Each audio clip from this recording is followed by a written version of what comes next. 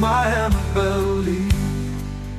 But I love it was stronger by far than the love of those who were older than we, of many far wiser than we, and neither the angels in heaven above nor the demons down under the sea can ever dissever my soul from the soul of the beautiful Annabelle Lee.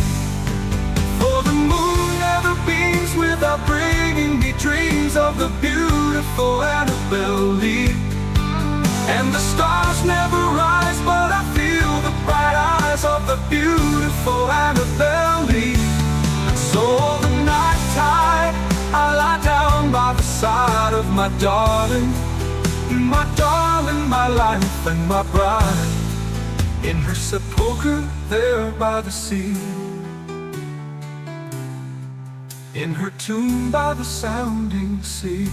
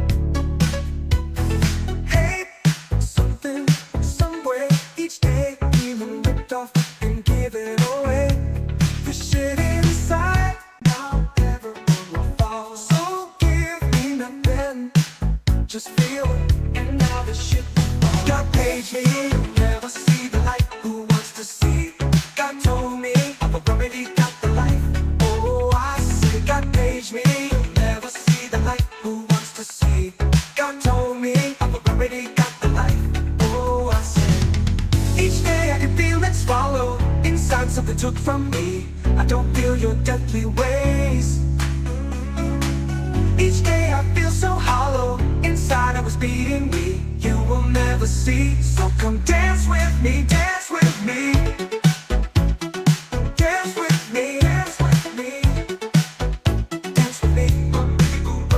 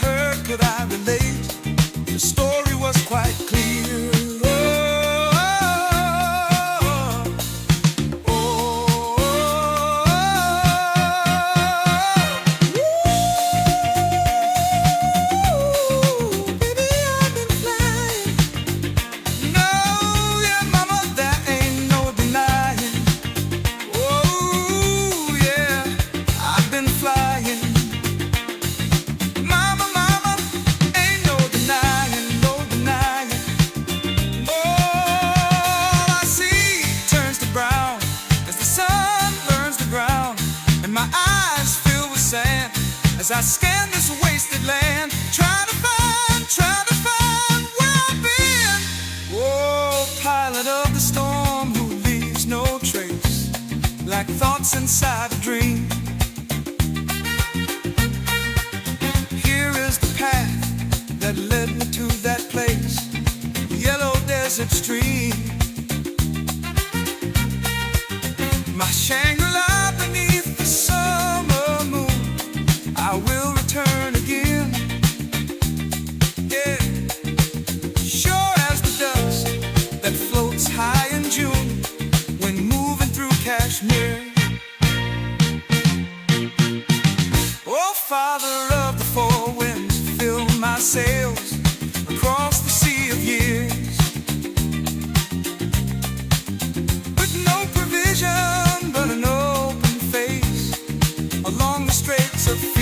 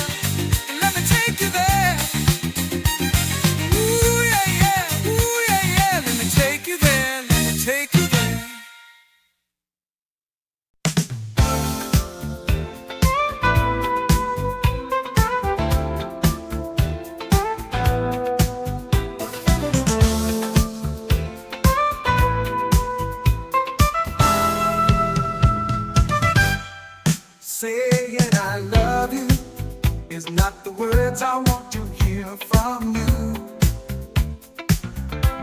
It's not that I want you not to say, but if you only knew how easy it would be to show me how you feel. More than words is all you have to do to make it real. Then you wouldn't have to say that you love me, 'cause I'd already know. What would you do if my heart was torn in two? More than words to show you feel that your love for me is real. What would you say if I took those words away? Then you couldn't make things new just by saying I love you. More than words. Now that I've tried to talk to you and make you understand, all you have to do is close your eyes and just reach out your hands and touch me, hold me close, don't ever let me go. More than words is all I ever needed you to show. Then you wouldn't have to say that you love me, 'cause I'd already know. What would you do if my heart was torn in two? More than words to show you feel that your love for me is real. What would you say if I took those words away? Then you could make things new just by saying I love you. La-di-da-di-da, la-di-da-da-da. More than words. La-di-da-di-da, la-di-da-da-da. More than words. La-di-da-da-da, la-di-da-da-da, la-di-da-da-da. More than words, more than words.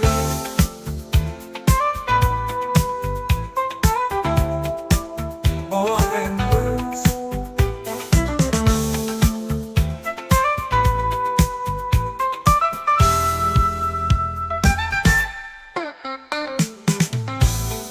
This is Xbox Era. We're an independent, community-funded publication focused on providing the best coverage and and discussion of your favourite platform, Xbox. With best-in-class forums, a kick-ass Discord server, and awesome merch, XboxEra.com is your destination for the best news, reviews, and features focused on what you care about. With shows like the Xbox Era podcast, headlines, and a whole heap of Patreon-exclusive content, we're proud to be an independent publication completely funded by you. If you value having an outlet truly focused on your preferred place to play, you can become one of the cool kids by supporting us directly via Patreon. Just head to patreon.com/Xbox Era. You get cool swag and awesome perks, and we get to keep doing what we do. Become a part of the best Xbox community on the internet and help us grow even larger. Thank you for your support. Everything Xbox Era does is only made possible by the growing army of incredible Patreon supporters. Our MVPs and executive producers are all incredible people, but even more so are our grand benefactors, Croat56, Assassin, and Kevin S. All of this under the watchful eye of our lovely and benevolent CEO, Torn Raptor. If you want to become part of one of the best communities on the internet, head to patreon.com/Xbox Era, where your patronage can help keep us alive for another month.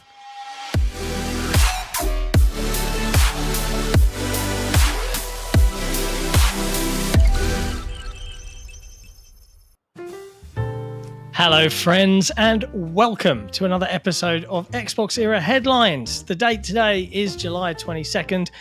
I'm Jon, and Jesse and I are here to talk to you about all of the latest in gaming news from across the video game industry. As a bonus for our wonderful patrons, we make audio versions of these bi-weekly news episodes available to them via Patreon for use in their preferred podcast app. But if they're on Spotify, they can link their account to Patreon and listen to it there instead. If you want to keep an independent outlet like ours alive and well, head over to patreon.com/Xbox Era. Hello, Jesse. Happy Tuesday and all of that jazz. Hello. How you doing? Really tired this morning. I overslept yesterday. I ended up taking a nap pretty late in the evening, and just got super tired. I have to admit I was a bit sleepy this morning because I was up till gone 1 a.m. playing Grounded 2. So that's not any kind of comment on the quality of Grounded 2. It's a more comment on your work ethic. My work. That's it. That's what I like. My work ethic around Grounded 2 is very strong. It's been a weird day today for me because my son finished. The reason we're a whole hour later than usual is my son finished primary school today. So, good Lord, they overly drew that out. What 2 hours of sentimental leavers assembly as they played songs and they sang and each child told us what they wanted to be when they grow up and all of that stuff. And he came out, and by the time they built this up so much, he came out, he was an absolute wreck. I felt so sorry for him. But he's gone off to the park to play with his friends. He's around his mum's tonight. So it's all good. It's all good. Now, people may be noticing, I'm seeing in the chat, that there's a new look to headlines. Barely. What's going on there, Jesse? What's going on? Why is there a new look? I kind of felt like the way we had looked was a little overly busy. I don't think we need borders. I don't think we need nameplates anymore. People know who we are. They know who we are. Right? Yeah.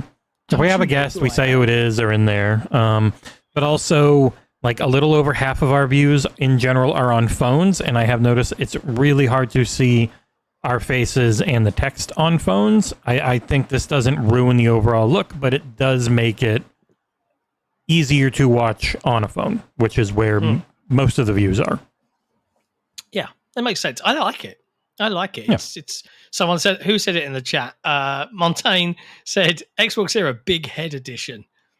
Yeah, look at us with our big heads. I'm fine with it. I set my camera to super ultra wide so that it still gets my backdrop.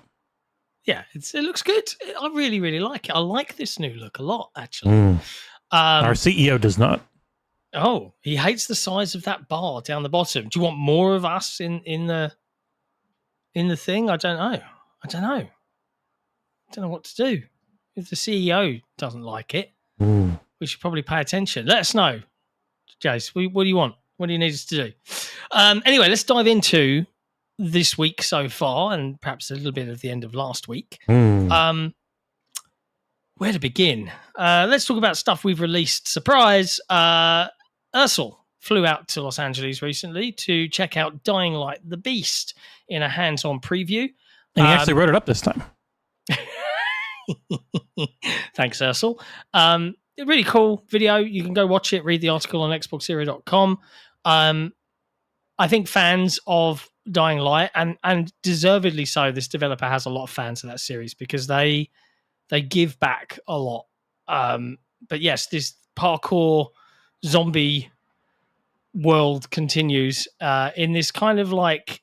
It was originally expansion for Dying Light 2, and it became an expand alone, featuring the protagonist from the first game, Kyle Crane. And I did see that someone in our YouTube comments criticized Ursel because he hadn't played Dying Light since the first game. So for him, this is kind of like, yeah, this makes sense. I'm going straight from the first game to this one with the same protagonist. Cool.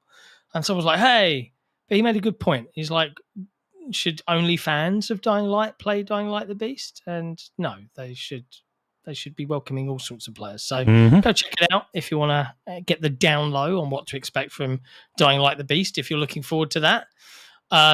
Elsewhere, we had... What else do we have? We have more reviews dropping, actually. We've got a big one dropping later today, and we've got a big one dropping very early tomorrow morning. For you, very late today for...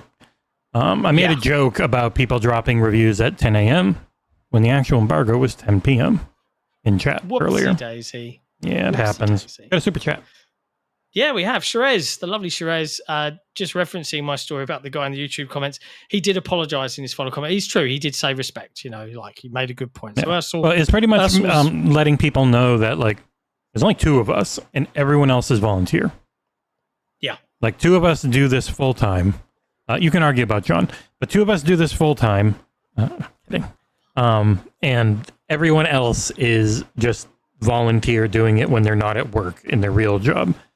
We are also victims of pre-drag making us look professional, because like between pre-drag's hard work, his amazing talent, and then me trying to make it look decent in OBS, I think we really punch above our weight. And so people think there's like a company behind us, and there is not. Nope. Well, there is, but it's a very small company. It's us. Yeah. There's patrons behind us, and that's about it. And they are very lovely patrons too. Elsewhere, let's dive into the video game news, because there's a lot actually this week. And funnily enough, I went on a bit of a wild news spree yesterday and wrote up most of this. To start off with, the big one from earlier today, we spotted a little teaser from Saber Interactive, I think last week. I should bring up the not safe for work version. Yes. No. Well, no, maybe not. No, it's not real boobs. It's video game boobs, and that's okay on YouTube. It's actually worse on Twitch. Oh, okay. That's all right then. Thanks, YouTube. Clive Barker's Hellraiser returns. Hellraiser Revival is a new video game coming from Saber Interactive, and it looks rather great, actually. Does, yeah. I didn't pull up the boob one. Don't worry if you're at work. It's still unbelievably gory, which is what's always funny about America and our puritanical origins, essentially, versus you can have all the gore in the world, you just can't have any titties. And this trailer's got the boobies in it. If you watch it on their website, but on Xbox and PlayStation and YouTube in general, they cut out the boobies and a little bit of the tear people apart gore. Did weird hiding of nipples, but there's still a lot of gore, and that's okay. Yeah. I mean, what a blast from the past. Hellraiser is very, very... I was one, I think, when the first Hellraiser came out, 1985. Yeah, like they cut out a part there where her back's ripped open, but then you see a ripped open person later right here. Anyways, I don't know, whatever. It looks good. It's a survival horror game from Saber. Single player, which, it's not a Dead by Daylight thing. They probably already threw Pinhead into Dead by Daylight if I had to guess. But yeah, coming from Saber. And they said in the Xbox blog post, that's really a press release, sooner than you think. So Saber is an enormous company that's working on 8 or 9 things at any given time. Wow. I mean, cool. I can see Jon plays when. Nah. You will If I'm play it being on chased around by stream. Hellraiser, I'm out. Yeah, I'm you out. play it on. You got a gun and a knife. You'll play it on stream, but I'll probably do the review. I'm going to be playing my friendly neighborhood and Rat Shaker. I really want to play Rat Shaker. I'm saving those for some streams. Once I get some art assets from Pre-Drag, I just want to do a couple of. You have a name for your streams yet? I think someone in the community suggested 6 sessions, or sessions with sick, something like that, rather than streaming with sick. And it's you just have a face that's puking. Yeah, there'll be. I do want to go for a bit of a rude dog and the dweebs radical vibe though. But yeah, we'll figure it out. Oh god, this is so loud. All right. Breaking news that pretty much leaked because everything always leaks around this game. Battlefield 6 reveal trailer, July 24th. They've finally given in and admitted that Battlefield 6 is... Is this an announcement of an announcement? Yeah, it's pretty much a tweet saying Battlefield 6, July 24th, reveal trailer.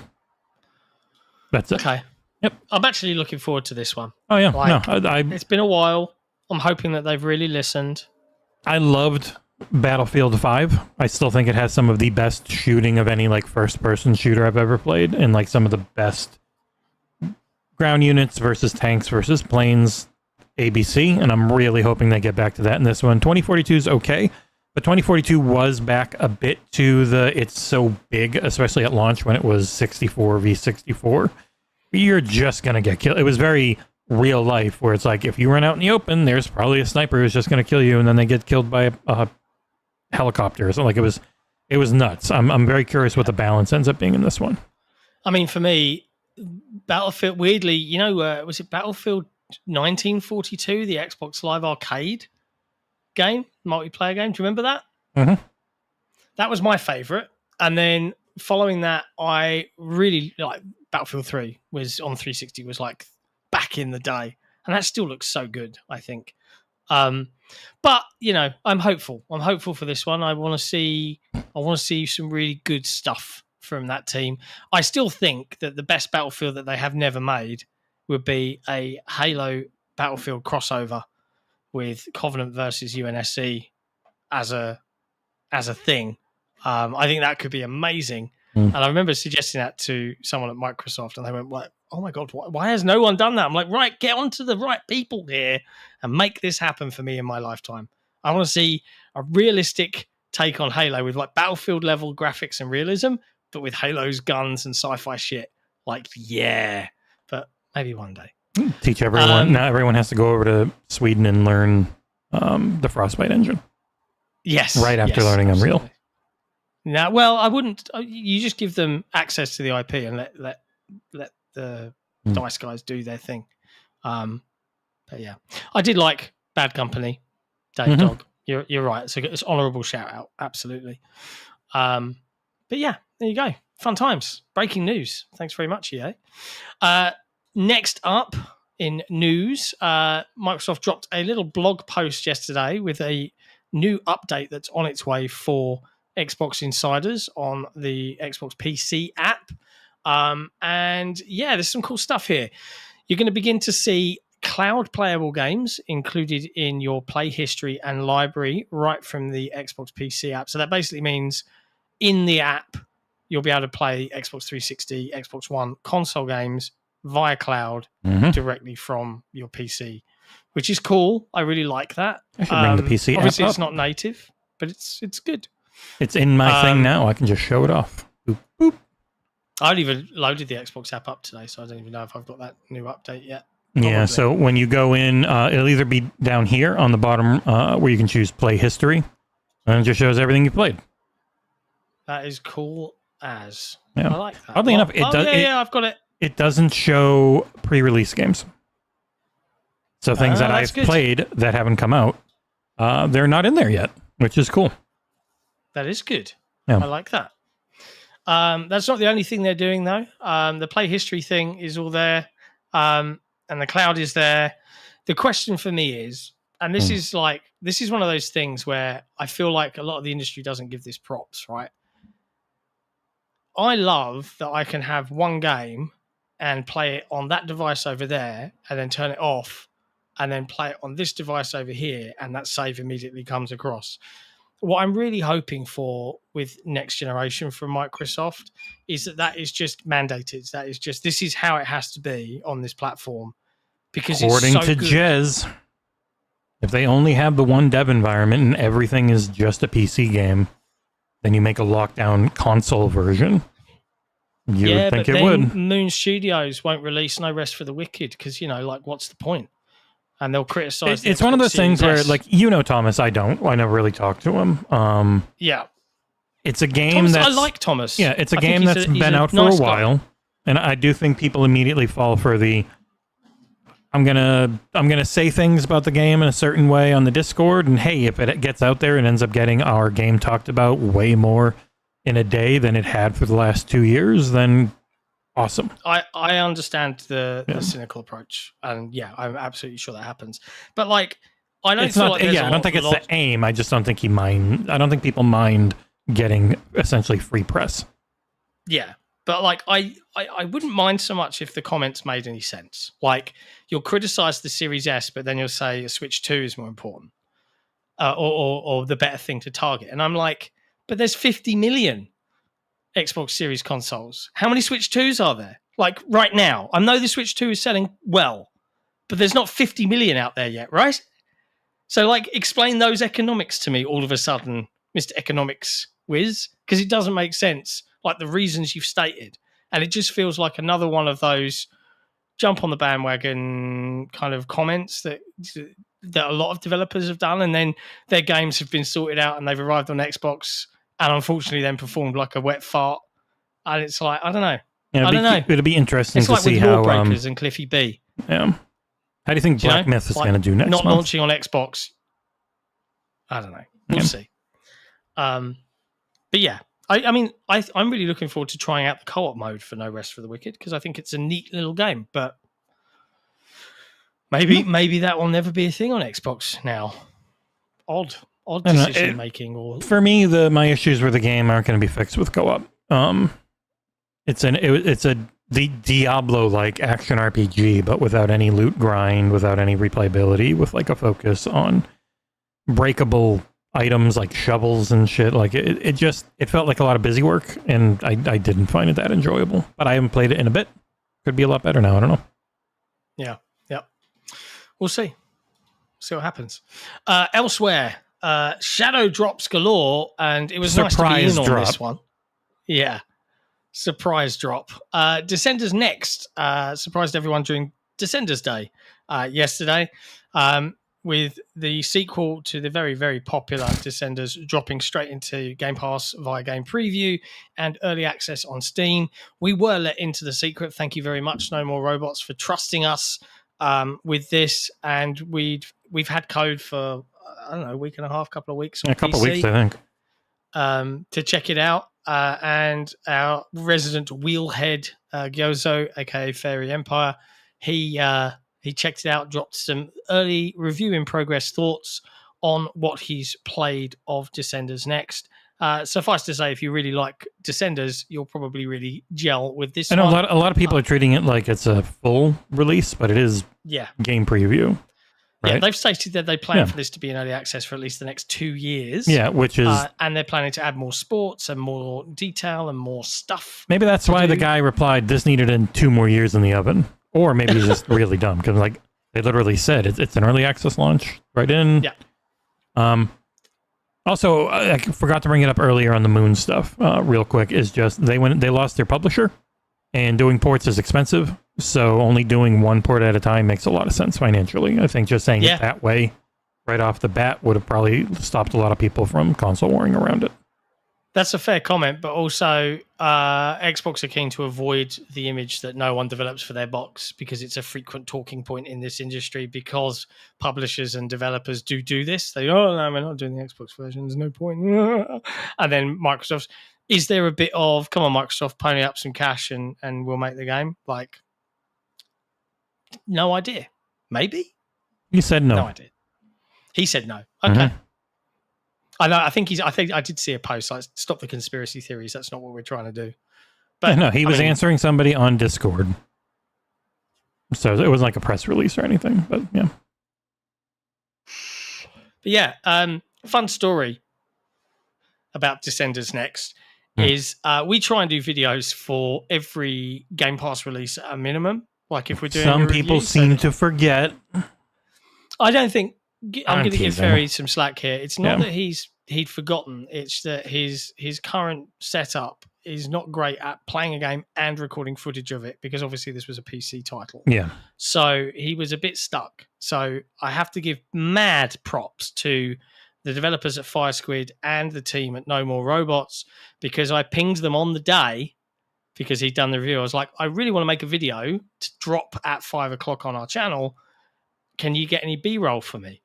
And nothing, no reply. Like, I'll CC, like Mike Rose replied, he said, I'll CC in this guy, he'll help you.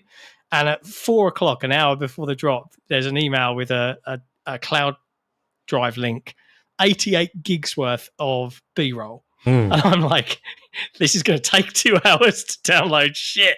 So I had to cherry pick and pick stuff together. But that video was made in 16 minutes, half an hour before it actually went live. And yet it's done fantastically well so far on the channel, which just proves our point is like, that's why we do it. It's because we know that our audience want to see what the games look like beyond the written word. I'm glad we could do that. So big thank you to Fire Squid and No More Robots, and obviously congratulations. We've got a membership renewal that I think can be our next topic of why there will never again be a rumor mill. It is now dead. Gone. I refuse to ever let it go, and if Nick tries to do one, I will mute him. He will be muted in the future from now on. This is one of those frustrating things because I can't stop Nick speaking, right? But like, think how big Microsoft is. How many people did they fire at a month ago? 9,000. 2 weeks ago? 9,000 people. It's 230,000 people. One person or two people out of that many people could say to Nick, reportedly, and that could be via a friend of a friend of a friend, and say the words, Fable's not going to make 2026. Nick blurting that out loud means nothing right now, right? Like there's no article, there's no direct sourcing behind it. It is just Nick, and I'm going to be really, really blunt here, massaging his own ego for clout.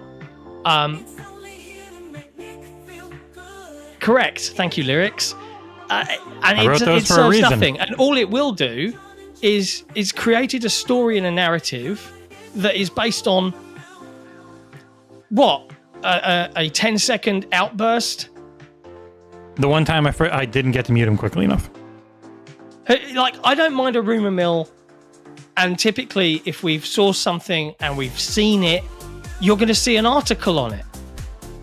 Do you know what I mean? Like, the rumor mills don't do anybody any good. I know it feels good for you as the listener, perhaps, right? And I understand why people enjoy the chit chat around them.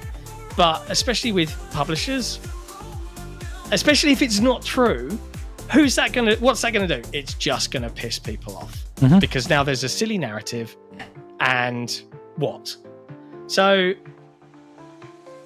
yeah, it's an irritating thing to do it because I'm seeing and all that's happening with these channels that are promoting this out as rumor, they're just doing it for engagement to get their own fucking clout. It is the dumbest circle jerk of stupidity. I've gone on a rant. I'm sorry. 2 super chats about it. You got to keep going. Okay. Let's have the super chats. RRD, we want rumor mills though. Give us some crumbs. I totally get it. From that side of the fence, really cool. But like we have working relationships, good relationships with multitudes of publishers and developers, and to blurt out an unsubstantiated thing, it doesn't do anyone anything, right? If we can source it and we can verify it, there'll be an article on it because that's news. But gossip, I don't know. I really dislike it because it puts us in a really uncomfortable position as well. Because then we're all Xbox Era says, no, we didn't. Do you know what I mean? I hope people understand my point of view on this. Sherez with another super chat. The issue is Nick unfortunately represents Xbox Era. That is exactly it. When he speaks on this show, it just becomes Xbox Series says. And when it's occasionally wrong,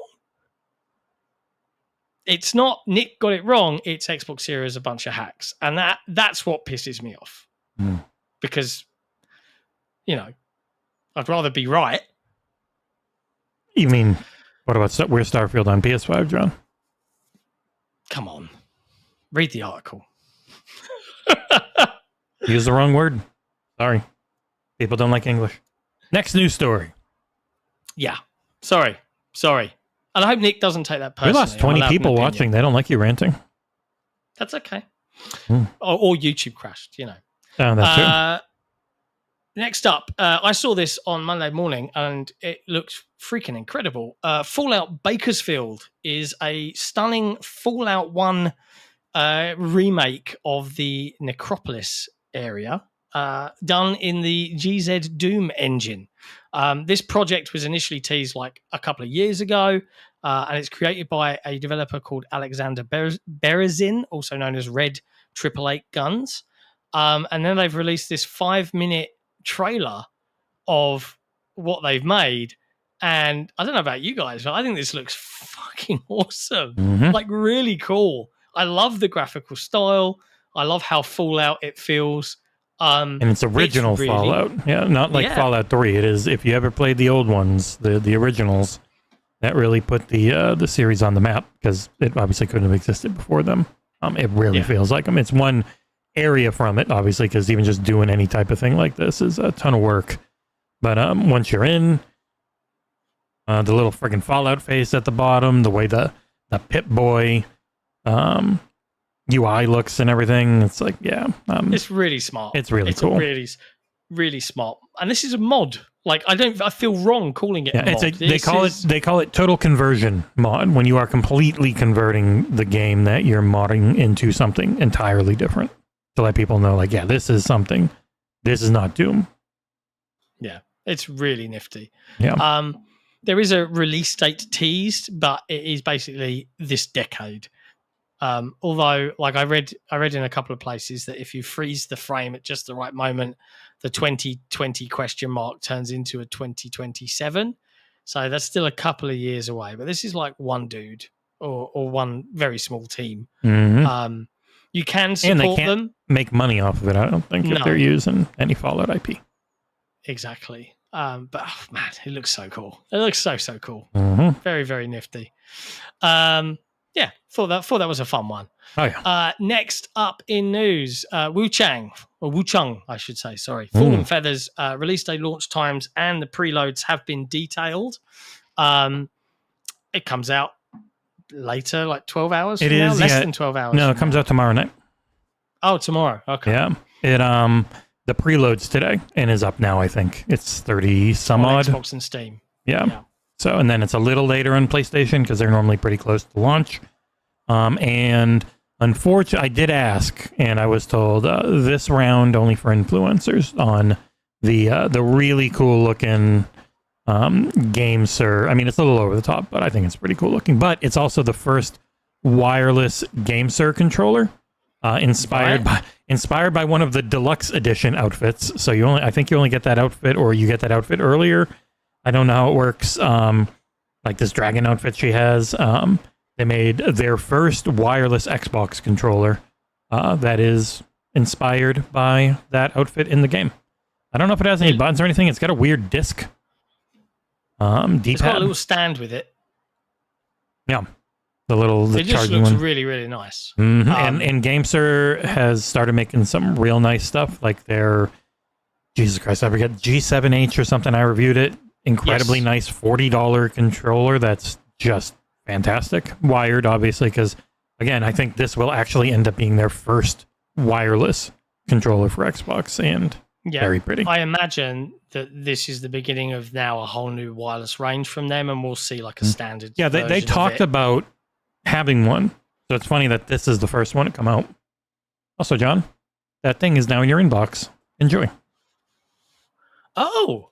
Yeah. Told you I only asked yesterday. Please Did you see?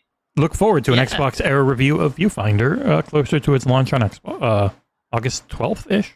I think it was the that's 12th. loads of time. Yeah. Thanks, developers. Equally, I did send you a message about another review code. I got the weirdest message trying to redeem it. I don't know if that like it has to be when it's live. Yeah, It's some like, of them nothing going to work. they get. Sometimes they don't work until the game has launched in full, and then it works. So, yeah, you might have to hit them up and say you got a bad one. It will work eventually, but it's just like a retail code. It's not a review code. Yeah. Oh God, it's a crazy busy time at the moment. I fucking love it. Well, it's anyway, also the fact that WUCHANG there's looks really cool. everything you're doing, and then another one coming that I sent you. And I asked for extra. We should be getting extra, but that one I told them there's no way we can get out a review anytime early. It's getting people online to And it's a game. Multiplayer games are so hard to review. And when servers aren't live until launch, you can't do it early anyways.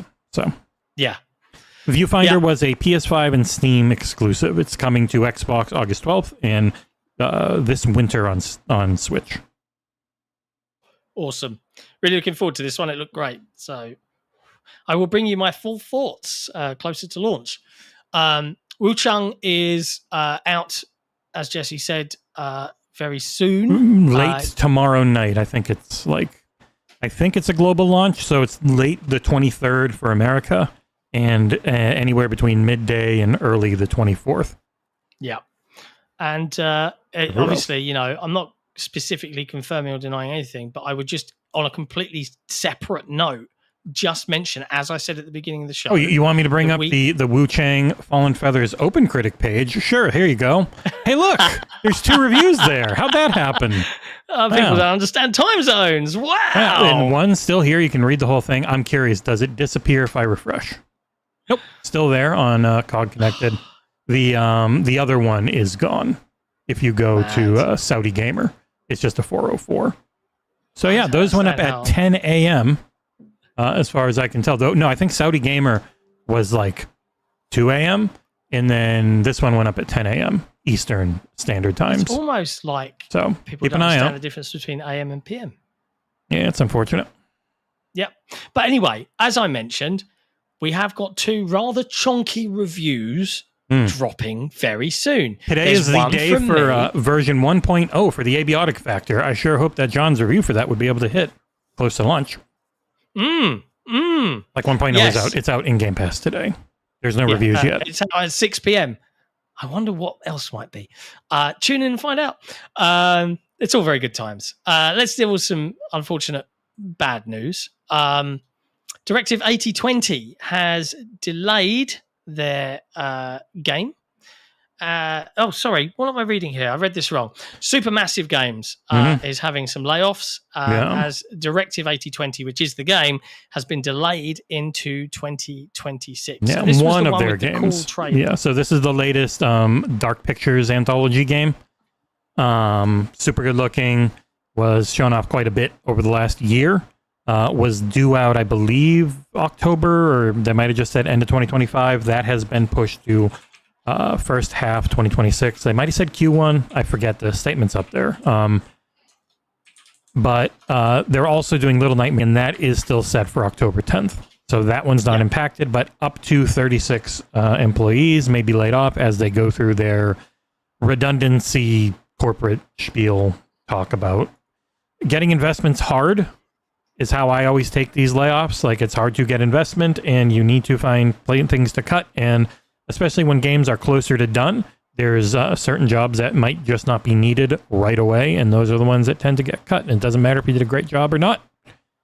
You just, bleh, it sucks. Gone. Yeah, obviously I'll be reviewing Little Nightmares 3. As a big fan of the series. If you tuned into our summer subathon, we managed to play the entirety of Little Nightmares 2 together, which was good fun. So I'm definitely curious because I won't be doing Little Nightmares 3 alone. I will need a co-op companion for the review. So I wonder if it's going to be you, Jesse. I don't know. You tell I mean, me. it's You wanna always do that? easiest if it's just us. Yeah, because But you don't yeah. believe in sleep, and the time zones are close. No, enough I that we get can I kind get of pull I this get off. plenty of sleep. See, that's a funny thing. I'm normally in bed by midnight and up by 8. It's great. It's just that the days, the entire day is doing this. But yeah, Directive 8020 looks cool. It used to always be reviewed by Harmonica. He was way into those. Unfortunately, not around anymore. Hopefully doing well. So we'd have to see. I bet you it would probably be Cengiz that would end up doing it. Yeah, Little Nightmares 3 looks cool. You probably also have, was it Reanimal? There's from the Reanimal original from devs at Tarsier. Yeah. Yep, I'm really looking forward to that as well. There's just so much. The next 3 months, August, September, October into November, are as crazy I've seen for releases. I'm trying to get working on getting Mafia: The Old Country, because that is out on August 8th. But then after that, everything's at the end of August, and we will be at Gamescom, so it's going to be very hard for John and I to cover much. But we're going to do what we can. Probably ask Cengiz to do Metal Gear Solid Delta if we get it. I wanted to do Gears with you, but who knows? You can do Helldivers on PC, and then hopefully we get Xbox and can get that footage. I would not expect us to get Xbox code. I mean, look, I can write a review of Helldivers now. Yeah, but I want to see how it performs. Yeah, I want to have that footage and that feeling for people. It's just I've never once ever gotten a response from PlayStation, so I'm not expecting to. I have asked some Xbox pals, like, hey, how are we getting code for this one? Can you introduce us? Between the teams, is there some collaboration? Get us back on the list for MLB The Show. I used to do them, and then they stopped giving it to us. Yeah. Then it's right into Shinobi at the very end of the month, then into like Borderlands 4 and a whole ton of other stuff. That's another there's so multiplayer many extravaganza that we're going to have to try and bulldoze or whatever. Yeah, it's mad. I'll be able to get through Borderlands 4 no problem, but the full experience is the up to 4-player co-op, so having that. But there's just so much stuff coming. There's also Hell Is Us, which is like 9 days before Borderlands.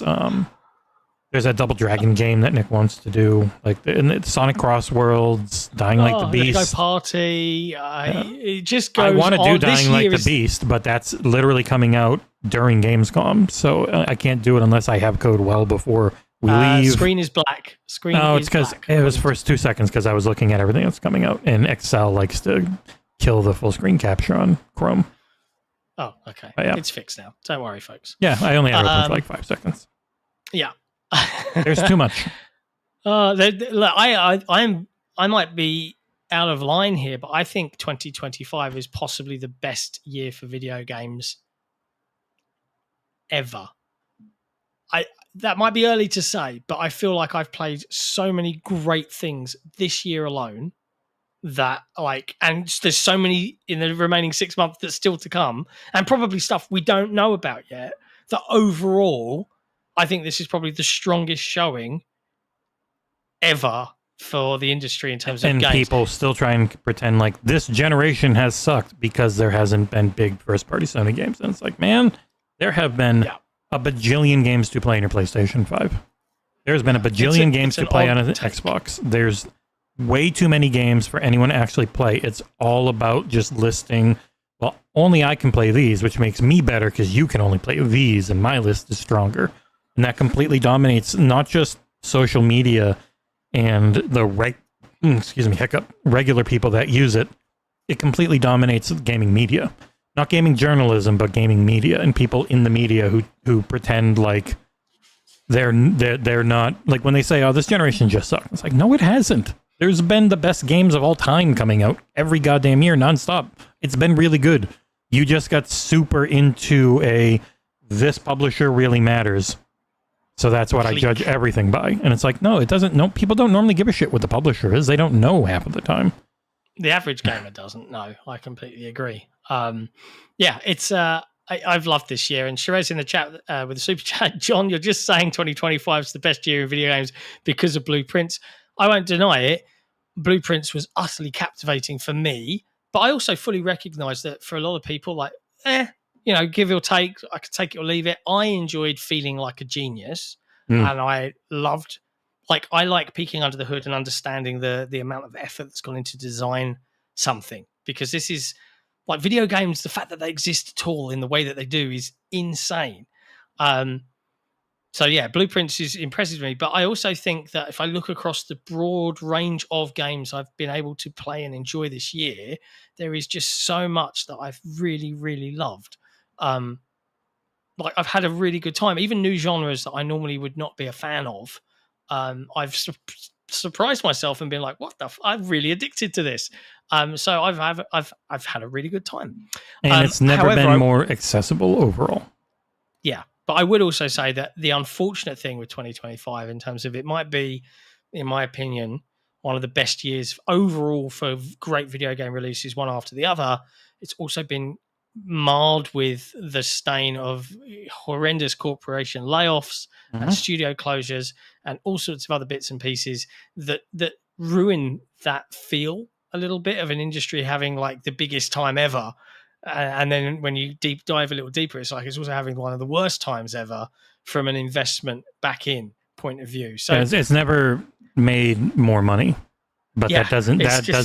And the current system is how we're going to make more than we're making now, and that being hard to see has led to just a ton of people getting fired and ignoring the fact that why does Nintendo keep making such cool games? And it's like a junior team can make Donkey Kong Bonanza because they've got leadership who's been there forever to help them. Don't get me started. What did I say on Saturday about Donkey Kong Bonanza, which I am playing, right? I've got it on my Switch too.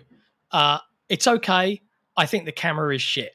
And then I see an article, I'm not going to say where, all right? I see an article that is literally, the camera is so shit, isn't it genius? And I'm like, I just can't with this industry sometimes. Any other publisher, any other game, this camera is dog shit. This publisher, oh, it's a work of genius that they just don't even care, man. I'm like, what are we talking about here? The gymnastics. Yeah, it's like part of the gameplay is king, but like if you can't see the gameplay, it only hurts it. It's so. Oh, it did make me laugh. But hey, that's just my opinion. Opinions are like arseholes. Everybody's got one. And I've always tried to put, position-wise, in the way that I speak to people, the way that I interact, the way that I speak about others and their opinions, is I've always tried to be fairly nice. But the more and more like I encounter what I feel is borderline mental, I kind of like I can't keep quiet anymore. I'm just like, wait. I felt it all day while looking at people talk about this Pokemon thing. It's not going to be in the news. It was like a bunch of mobile games got announced, and then they showed off the ZA Legends, and then there's also a bundle for that with the Switch too. But they didn't actually bother putting that into the Pokemon Presents. It just seemed like grown men. Like all the other Pokemon games you've ever played ever. I played one and I was really bored and I never played another one. Yeah, I didn't. That whole childhood era of Pokemon passed me by, I'm pleased to say. Anyways, sorry, we've been on a few tangents today, but today is a journey. He's been on a few tangents. Next up in news, Stop Killing Games has had an anonymous complaint filed against it for the EU side of this initiative. This particular article was written up by the lovely Chengas. But yeah, earlier today, or yesterday, I think now, Ross Scott of Accursed Farms, who I think was the kind of progenitor of the Stop Killing Games movement, uploaded a YouTube video detailing a complaint that's been levied against its European initiative. The complaint accuses the Stop Killing Games initiative and its organisers of breaking European Citizens Initiative, ECI rules, by declaring a false no-funding declaration and, 2, a systematic concealment of major contributions. Notably, this complaint's evidence puts the focus on Ross Scott, with details such as his time put into the campaign to gain signatures and an admission that is verbatim, "I've been running a rickshaw carrying people to the destination." That's a quote from Ross Scott, apparently there. The accusation also claims that Ross Scott worked a conservative assessment of 50 to 75 euros for campaign management advocacy services, totaling between 63 and 147,000 in professional contributions. Ross has since fired back, explaining that he is not a sponsor under ECI rules, pointing out that he is not listed on the Stop Killing Games initiative in any shape or form, nor is he eligible to do so as he is not a European citizen, nor does he pay or get paid in any shape or form regarding the initiative. And to better layer all of this, Ross has stated that the organisers for the initiative had reached out to EU representatives back in 2024 to make sure that his volunteer work followed ECI rules and that they had replied with everything was as it should be. There's a ton more in the video, but yeah, the complaint that's been made is anonymous. But Ross suspects that the video game industry is behind the complaint, more notably under the Video Games Europe lobbying group. Video Games Europe represents multiple major publishers, including Microsoft, Sony Interactive Entertainment, and Nintendo. Pretty much all the big ones. Pretty much everyone's in there. And so someone asking, like, what's this about? It's pretty much you guys need to build your games so that they don't have to be delisted as a single player title because they're stuck online only servers, among many other things. Like, it's pretty much when there isn't some major IP hang up or like massive server costs involved, like these games, when you buy it, like you bought The Crew 2, well, it got delisted and it's completely removed. It's not even part of your purchase history anymore on Steam and stuff like that. Like, going after those types of business practices. It's a very complicated issue because a lot of games do rely on paid back-end services to function the way they do, but it's not every game. It's a nuanced topic, and Thomas Salas talked about it a lot, where he's very interested in it, but also knows the actual realities of trying to keep stuff listed forever. So hopefully, funny enough, I saw a YouTuber beef off between Destin Ligari and David Jaffe, where I think Destin made a perhaps throwaway, I don't care what David Jaffe says, comment about this whole Stop Killing Games initiative thing. And it pissed David Jaffe off. So he commented back. And then I think Destin hosted a one-on-one conversation with him. And I understand, I think, both points of view. I understand that the consumer, I don't care whether it costs companies X, Y, or Z. Like, if I buy a thing and you sell me the thing and I'm playing the thing, I should be able to play the thing in 10 years because I own the thing. That's not technically, in reality, how video games actually work. Yeah. Like, you've never owned a game ever. Yeah, you've owned a license to access the game, even when it was a cart. Because if you bought the game, then you owned the IP, legally. Yeah. So it's all a bit. It's very complicated. I think it's something. Regulations to help consumers are good, and the reason the companies are lobbying against them mainly is because they don't want to be regulated in any way like that. I do think the EU has been in a pretty strong position of, no, we actually care about consumers, unlike most of the other Western powers lately have. So we'll see. But it is a deep, nuanced topic that needs like real focus on it, and that, especially in America, quite often can get missed by judges who just have no idea how the industry they're ruling on actually works. So hopefully the EU does the due diligence to figure it out correctly. Yeah. But yeah, it's an interesting conversation. And you know what? I know David Jaffe can be loud and perhaps to some a bit abrasive, but I generally like the cut of his jib, and I think he's quite good at really positioning his arguments and having an actual conversation, as opposed to, if he's got an opinion on something, he's actually going to stick to his opinion, or he'll at least listen to another and he'll defend his position, but he'll take on board what other people say. And I find that in this space genuinely quite refreshing. I also know that like most people that delve in YouTube, not us, everyone loves a bit of drama and a bit of beef. But I quite like the cut of his jib, mate. I quite like the cut of David Jaffe's jib. I don't know if that's a phrase you guys have over there. I like the cut of your jib, but any Brits listening will probably understand what the fuck I'm talking about. Anyway, next up in news. It is definitely something that is said here. Yes, oh good. Xbox has ended movies and TV purchases on their movies and TV service. While you own content, you can still watch it there, apparently. I don't know who was still doing that in the year of our Lord 2025, but who am I to judge? But yes, it was unceremoniously just cancelled and put in the bin last week. We did talk about it a little bit on the Xbox Era podcast. Yeah, I know there's not much more to say about this. It's happened. It's never coming back. That's the end of the TV era for Microsoft, right? They'll partner with the TV era never existed. It was said, Perhaps and then not. it immediately died. Yeah. Though we are in the TV era of Sony, which makes sense because they're actually an entertainment company and they have the whole backing. They have this set up for it. Yeah. Next up, the last couple of news stories now as we close out the show. Still Wakes the Deep developer, the Chinese Room, has gone independent. This is good news, right? Rather than a developer being shut down.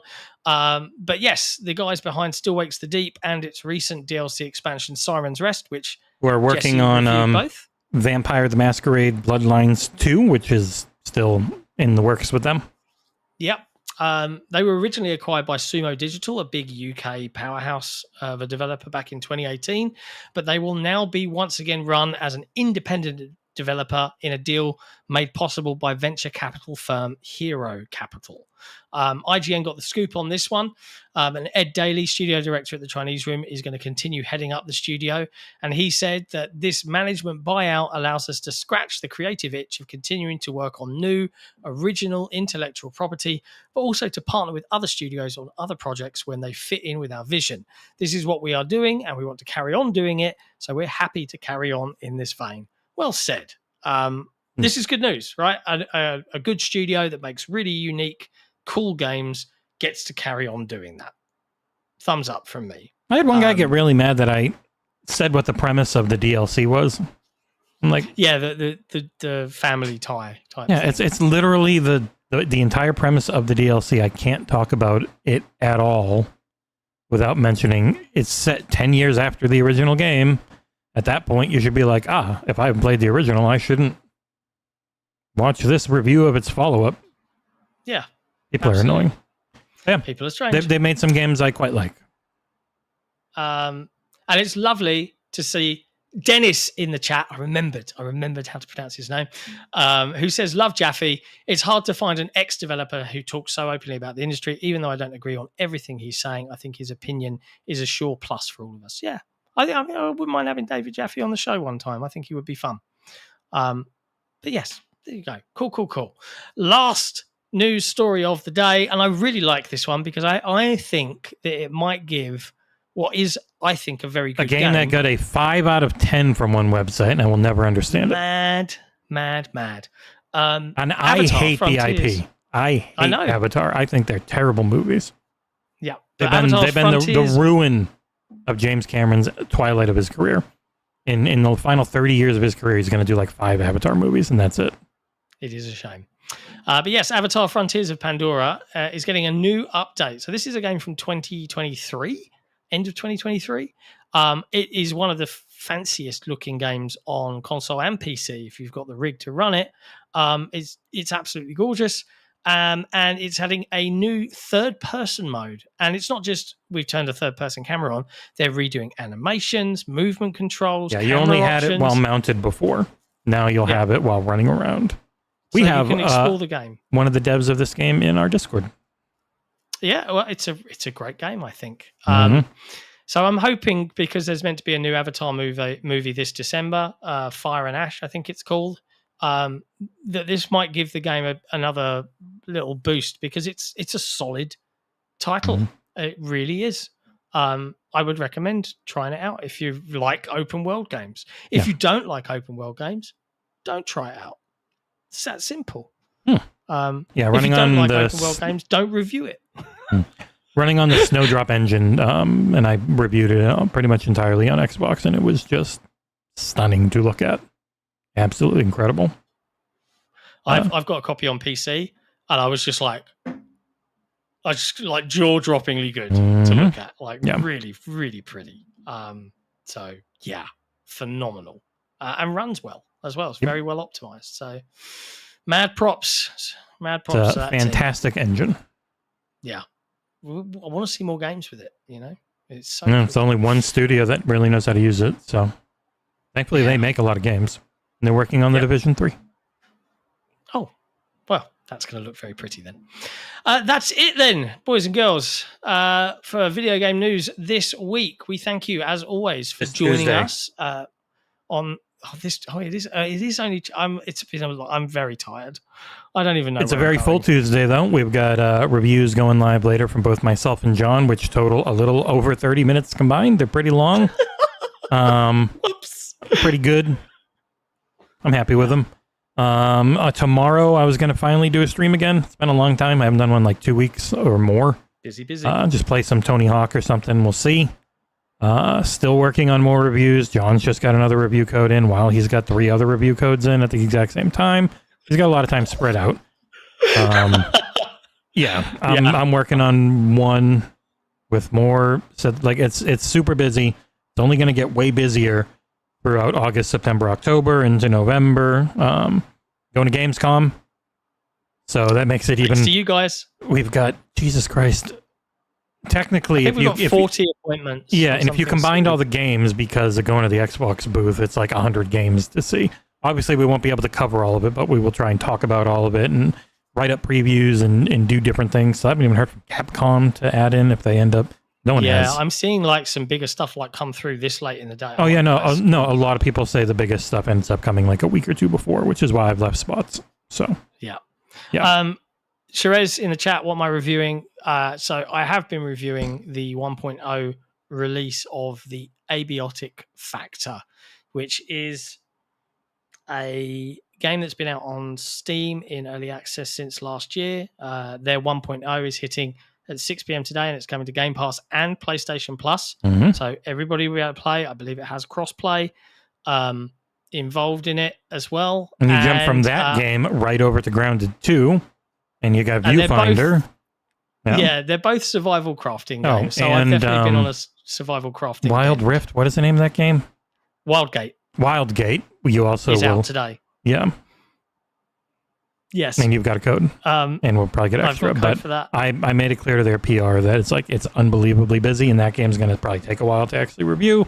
I would, you got time if you're able to cover it. But I would wholeheartedly recommend folks tune in and watch the whole thing later today, because I think it's a good one. It's also got a very funny, like genuinely funny, real moment in it, because to give you the impression of what it's actually like, I included some direct captured audio from folks playing.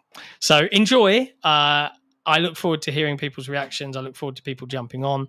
I'll be around for chit chat.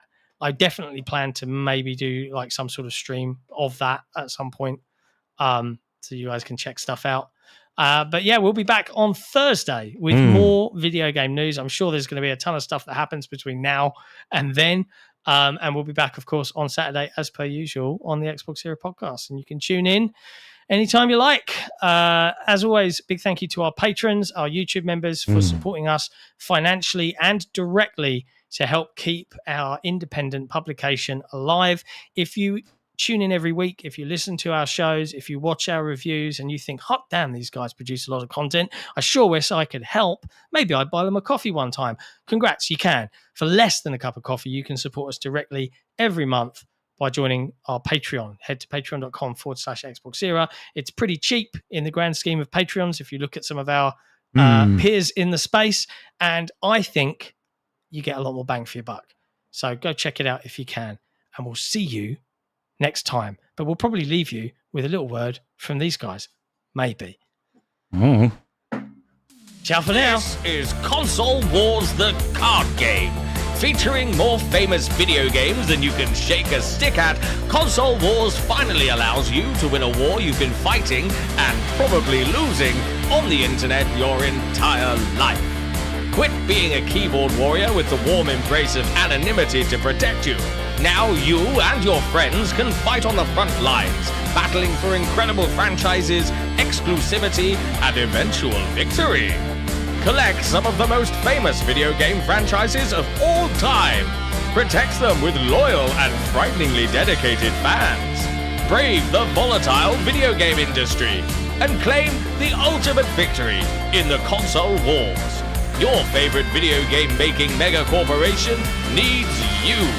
Enlist today. Head to consolewarsgame.com. Pick up a copy of Console Wars the card game, outshine your rivals, and prove that your platform reigns supreme. Out now.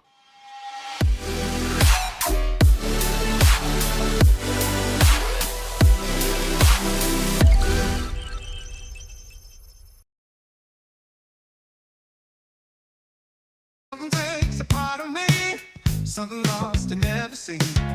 Every time I start to believe something's freaking taken from me. Life's got always been messing with me. You wanna see the light? Can't they chill and let me be free? So do I. Can I take away all this pain? You wanna see the light?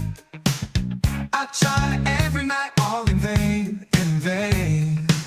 Sometimes I cannot take this place. Sometimes it's my life I can't taste. Sometimes I cannot feel my face. You'll never see me fall from grace. Something takes a part of me. You and I were meant to be. A cheap bag for me to lay. Something takes a part of me. Feeling like a freak on a leash. You wanna see the light? Feeling like I have no release. So do I. How many times have I felt disease? You wanna see the light? Nothing in my life is free, is free.